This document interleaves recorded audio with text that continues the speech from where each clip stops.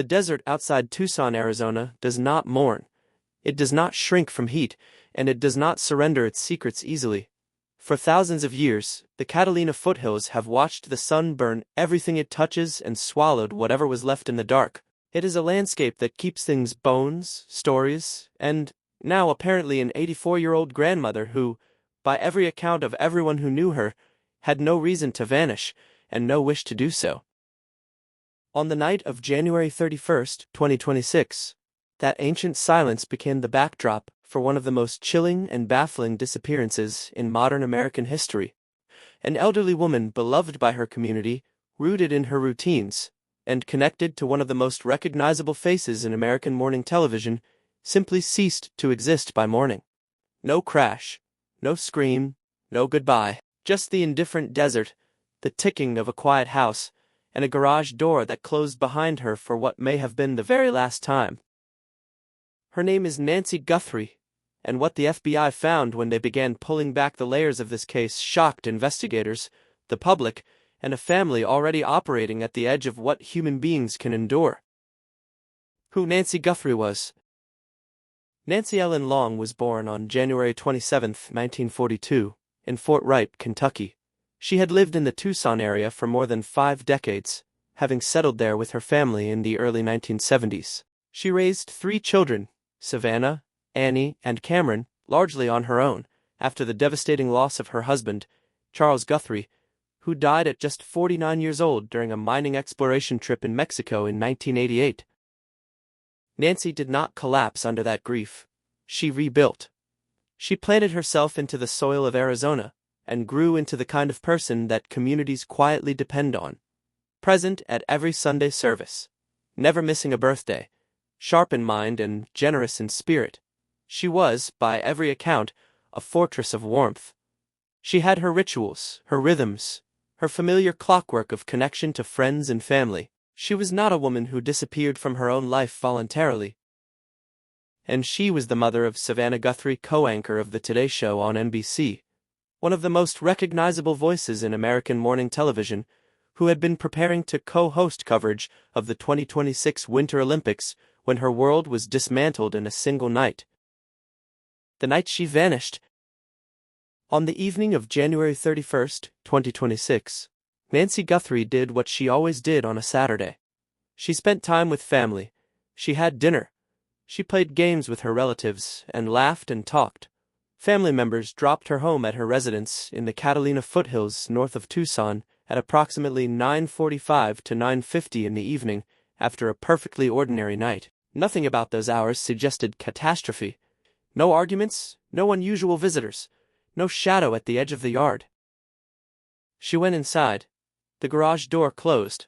The house went quiet. She was expected the following morning at a friend's home to attend a virtual church service, a ritual that had become part of the comfortable clockwork of her later years. When she did not appear, her friends knew something was wrong. That instinct, born of consistency and genuine care, prompted them to reach out to the family. Her family tried to check on her. Then they called 911.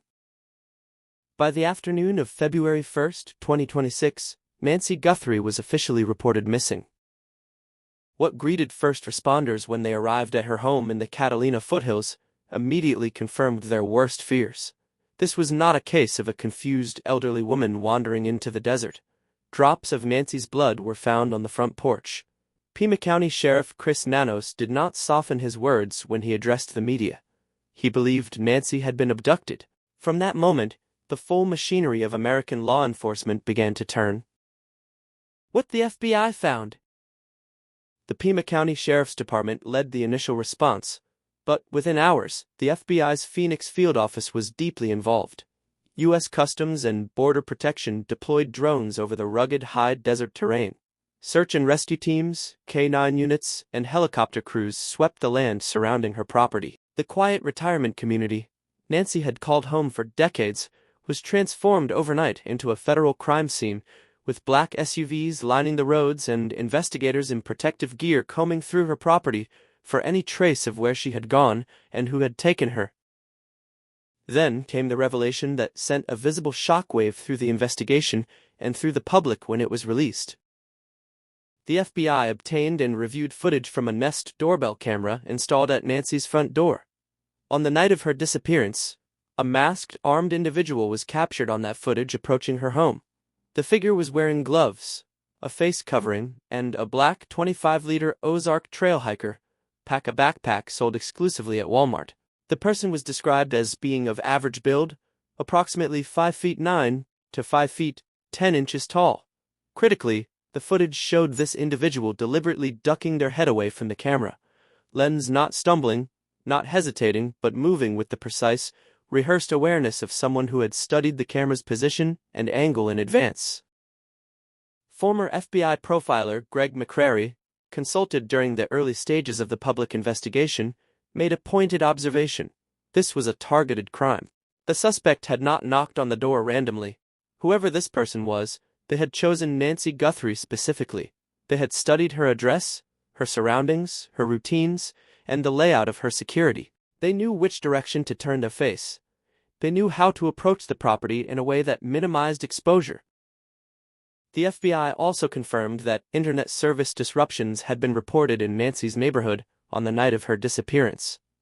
Her neighbors reported that their own home security camera footage from that same night was either missing or marked as unavailable. Investigators began examining whether a deliberate effort had been made to interfere with the digital infrastructure of the neighborhood. A coordinated blackout designed to create a window of invisibility during which a person could be taken without leaving a complete digital trail. This was not a crime born of impulse. It was engineered. Someone had planned this, practiced it, and executed it in a way that revealed significant preparation and knowledge of Nancy specifically, and of the technology surrounding her. The ransom demands. The investigation took an even more disturbing turn when, within the first days after Nancy's disappearance, ransom notes began arriving at media organizations. Outlets including TMZ and Cold TV, a CBS affiliate in Tucson, reported receiving correspondence demanding payment in exchange for Nancy's return. The figure attached to one of the notes was reported to be $6 million in Bitcoin. Kagun, another local station, reported receiving a note that set a deadline of the following Monday evening for payment to be made. FBI Special Agent in charge Akul Davis of the Phoenix office confirmed that the Bureau was aware of the ransom notes and was actively investigating their origin. He made clear that whether to pay any ransom was ultimately a decision for the Guthrie family, not law enforcement, though the FBI would advise and support them throughout the process. On February 4th, Savannah appeared in a video alongside her siblings Annie and Cameron to address whoever might be holding their mother. Her words were measured, desperate, and deliberate. She said the family was aware of the reports about a ransom letter. She said they were ready to talk, and she asked for proof that Nancy was alive, acknowledging plainly that in an age when voices and images can be manufactured and manipulated, the family needed certainty before they could act. Then, on February 7th, Savannah released a second video. She acknowledged receiving a message from those claiming to be holding her mother. She said the family understood. And then, with a composure that seemed to cost her everything, she said 2 words, "We will pay." The February 9th deadline passed. No confirmed transfer resolved the situation. No proof of life was delivered. The family was left suspended in an agonizing silence that no amount of media coverage could fill. The fraud, the DNA, and the ghost. Complicating the investigation was the reality of what happens when a high-profile disappearance becomes national news in the digital age. On February 5th, federal agents in California arrested a man for sending fraudulent imposter ransom messages designed to exploit the family's desperation. It was a nauseating reminder that tragedy at this scale also becomes bait. For every credible lead the FBI pursued, investigators had to filter through waves of hoaxes, false claims, and deliberate interference from individuals with no connection to Nancy's disappearance who saw opportunity in a family's suffering. By February 11th, the Pima County Sheriff's Department reported that nearly 18,000 calls had flooded their tip line since Nancy was first reported missing, more than 4,000 of those in a single 24-hour period. Investigators canvassed residences, businesses, and government agencies for surveillance footage. They briefed us Border Patrol agents and Mexican law enforcement authorities, given Tucson's proximity to the border, ensuring that officials on both sides were watching. On February 10th, a significant development broke across every major outlet. Authorities detained a person for questioning, following a traffic stop south of Tucson near the border community of Rio Rico, roughly 60 miles from where Nancy had disappeared. Law enforcement executed a search warrant at a home and vehicle in the area. The nation leaned forward. By the end of the day, the individual was released. No charges were filed. Nancy's whereabouts remained unknown. Then came the discovery of the gloves. A set of gloves recovered near Nancy's home was submitted for forensic analysis. The Pima County Sheriff confirmed that DNA was extracted from those gloves, and that the resulting profile did not match any record in the National Criminal Database. It was the result that felt, to the public watching, like the ground giving way. The DNA existed, a profile existed, and yet the person it belonged to was, in the language of investigators, a ghost, someone who had never intersected with the criminal justice system in any way that left a traceable mark in the system's memory. The tunnel, the FBI had metaphorically opened the pathway of digital interference, deliberate surveillance evasion, and forensic anonymity revealed something deeply unsettling. In an age when we believe we are watching everything, someone had learned how to walk between the cameras and disappear entirely, and they had taken an 84-year-old grandmother with them. A family at the edge of everything. Savannah Guthrie, who had been prepared to co-anchor the 2026 Winter Olympics opening ceremonies for NBC, stepped away from her broadcasting duties entirely. She did not return to the desk of the Today Show, the place where millions of Americans had known her voice as a constant, reliable presence in their mornings. Instead, she turned her public platform completely toward finding her mother. She posted videos. She posted photographs. She addressed the kidnappers directly and addressed the public with equal urgency. She never performed grief, and she never flinched from it. On February 24th, the family announced a $1 million reward for any information leading to Nancy's recovery. Savannah delivered the announcement in a video that was simultaneously a plea and a reckoning. She said the family still believed in a miracle. She said they still believed Nancy could come home. And then she said something that stopped the world for a moment. She acknowledged publicly, for the first time, the possibility that her mother might already be gone. She said that Nancy may already have gone home to the Lord she loved. And in the same breath, she said someone out there knows something. She was begging them to come forward.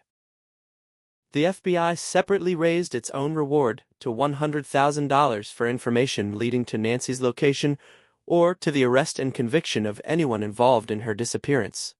The combined weight of those rewards, and the national attention bearing down on the case, created an environment in which it became harder and harder to imagine the truth would stay buried permanently. What remains? By early March, the FBI's command post was transitioned from Tucson to Phoenix, where the agency's larger infrastructure could sustain the long-term investigation more efficiently. The transition was described as a logistical evolution, not a scaling back, not an acknowledgement of defeat. The investigation remained active and fully resourced. But Nancy Guthrie had been gone for more than a month. The desert outside Tucson had kept its silence. The cameras that were supposed to watch everything had been walked around by someone who knew exactly how to do it. The DNA profile in the FBI's possession belonged to a person the system had never seen before. In a case that has gripped the nation and illuminated how sophisticated and deliberate targeted abduction can be in the digital age, and how fragile the surveillance infrastructure that most people assume protects them actually is the central question, has never changed. Where is Nancy Guthrie?